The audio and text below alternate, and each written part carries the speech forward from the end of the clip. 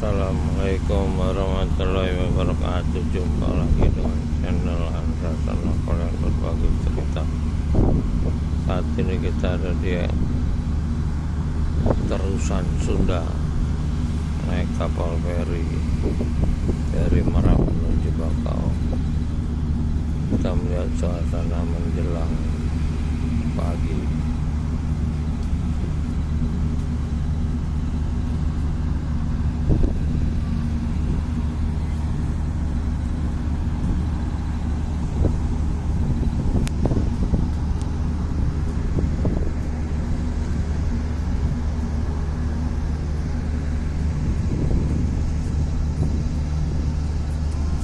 Sepoci kapal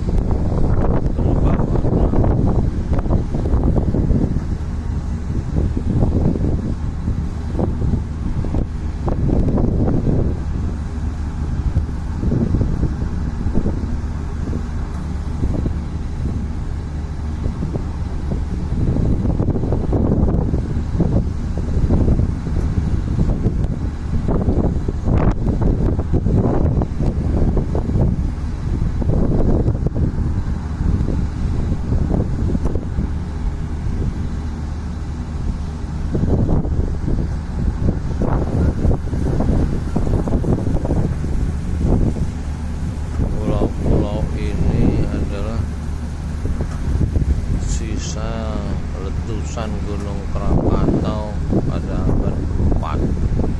Sebelum abad 4, Gunung Krakatau ini, Pulau Sumatera dan Pulau Jawa ini masih menjadi satu, disebut Sunda Besar. Sunda Besar inilah yang menjadi asal usul peradaban di muka bumi ini. Tapi cerita setelah letusan pertama abad 4 terjadilah terusan Sunda, terusan karena dia aslinya darat yang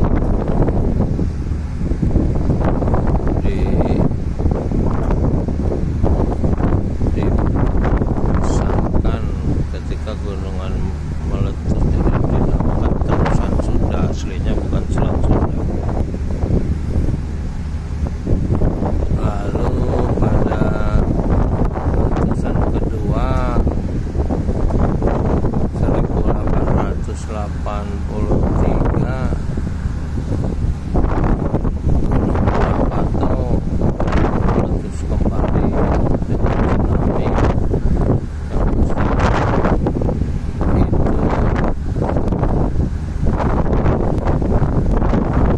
melahirkan anak gunung sekarang. Anak Gunung Krakatau ini sekarang masih terus tumbuh dari lahar-lahar yang keluar. Nah, istilah Pulau Jawa baru digunakan ketika Belanda mulai menguasai Indonesia, yang sebelumnya adalah dikenal dengan nama Sunda Besar. Nah, karena Belanda ini adalah orang Yahudi Belanda, dia anti terhadap kerajaan Sunda Galuh yang kebetulan adalah pengikut dari Injil Barnabas, sehingga mereka tidak menamakan Pulau Sunda. Harusnya Pulau Sunda, karena masyarakat Jawa waktu itu adalah masyarakat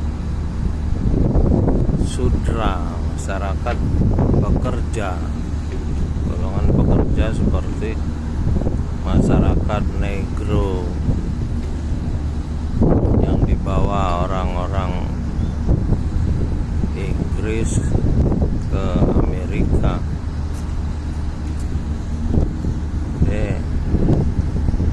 Orang Jawa pun dibawa Belanda dari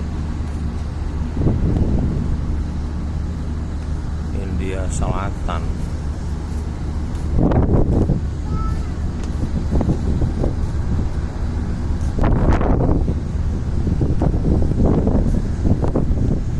Nah, kalau yang aslinya sebetulnya adalah kebudayaan Kejawen. Ya, Kejawen ketika masa benua Atlantis Timur masih belum tenggelam, ketika Pulau Kalimantan, Pulau Jawa, Pulau Sumatera masih bersatu dengan benua Asia. Itulah kebudayaan Kejawen, kebudayaan pertama di muka bumi. Nah, itu mulai ada awan yang bermega.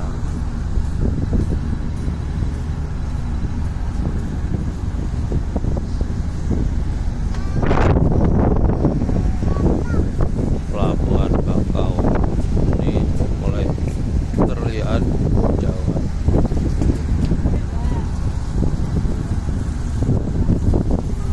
Dan Pelabuhan Merak telah makin mengecil lampu-lampu.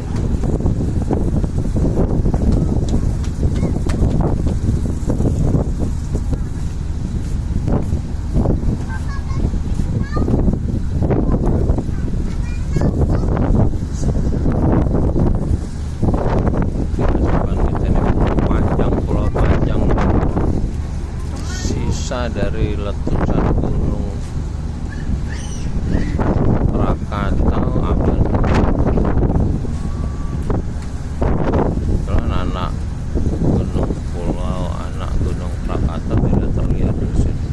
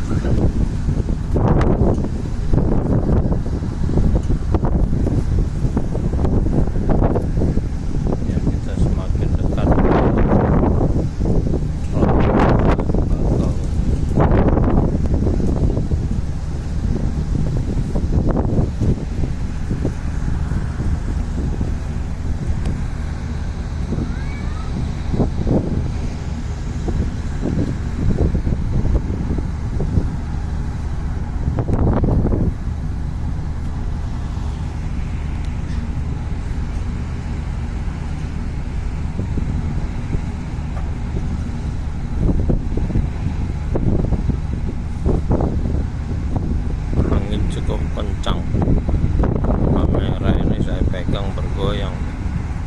Ini kapal mulai melakukan gerakan memutar untuk mengambil posisi merapat, sehingga awan itu terlihat berputar. Mega itu bergerak ke arah turitan kapal.